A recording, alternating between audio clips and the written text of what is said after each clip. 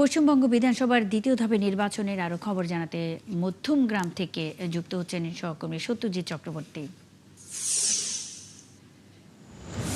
আর সত্যজিৎ, মধ্যমগ্রামে তো তৃণমূলের প্রার্থী খাদ্যমন্ত্রী রথিন ঘোষ তার সবচেয়ে শক্তিশালী প্রতিদ্বন্দ্বীকে জানতে চাই, এবং জনমত জরিপে কোন প্রার্থী এগিয়ে আছেন? দেখুন, যে জনমত জরিপ, সেই জনমত জরিপে কিন্তু খাদ্যমন্ত্রী রতিন ঘোষ এগিয়ে এবং তার নিকটতম প্রতিদ্বন্দ্বী ধরা হচ্ছে বিজেপি রাজু বন্দ্যোপাধ্যায়।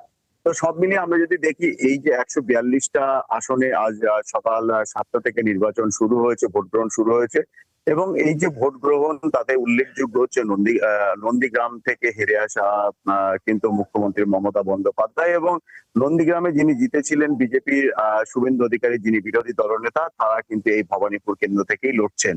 তো সব মিলিয়ে নজরে যেমন ভবানীপুর কেন্দ্র আছে মুখ্যমন্ত্রী মমতা বন্দ্যোপাধ্যায়, এছাড়াও রাজ্যের একাধিক ক্যাবিনেট মিনিস্টার, তারা কিন্তু এই যে দফার নির্বাচন, সেই দফার নির্বাচনে প্রতিদ্বন্দ্বিতা করছেন। সব মিলিয়ে ভোটাররা সকাল থেকে লম্বা লাইন দিচ্ছেন ভোট দেওয়ার জন্য। আমি একটু দূর থেকে দেখানোর চেষ্টা করব, এবং অত্যন্ত কড়াকড়ি। অন্যান্য বার কিন্তু আমরা ভোটারদের কাছাকাছি গিয়ে কথা বলতে পারতাম, এবার সেই সম্ভাবনা নেই। এবং আমি দেখাবো যে ভোটারদের যখন ভোট কেন্দ্রে যখন ঢুকছে, সেখানে কিন্তু কেন্দ্র বাহিনীর জওয়ানরা আছে, এবং সেখান থেকে ভোটারদের পরীক্ষা করা হচ্ছে। নির্বাচন কমিশনের দেওয়া স্লিপ এবং যে সচিত্র পরিচয়পত্র আছে, সেই সচিত্র পরিচয় দেখে এই ভোট কেন্দ্রের ভিতরে ঢুকছে। তারপরে এখান থেকে লাইন দিতে হচ্ছে, তারপরে এই ভবনের মধ্যেই কিন্তু ভোটাররা ভোট দিচ্ছেন।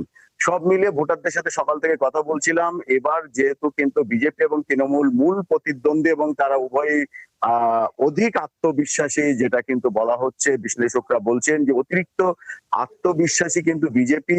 কারণ আমরা যদি দেখি 2016 সালে সেখানে কিন্তু 3টে আসন, 2021 সালে 77টি আসন জিতেছে, এবং 2026 সালে তারা বলছেন যে নরেন্দ্র মোদী থেকে শুরু করে অমিত শাহ যে এবার তারা সরকার গড়বে। অন্যদিকে মমতা বন্দ্যোপাধ্যায়, যিনি তৃণমূল সুপ্রিমো, তৃণমূলের সর্বভারতীয় সাধারণ সম্পাদক অভিষেক বন্দ্যোপাধ্যায়, তারা বলছেন 4 তারিখের পর ডিজে এবং রবীন্দ্রসঙ্গীত বাজাবেন।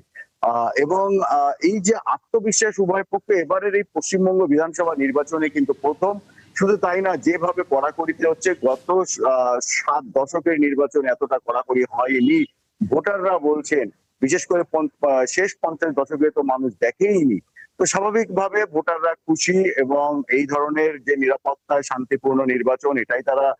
পরবর্তী বেশ কিছু তথ্যের জন্য অসংখ্য ধন্যবাদ। নিশ্চয়ই আরও জানবো পরবর্তী সংবাদ সংযোগের সঙ্গেই থাকবেন।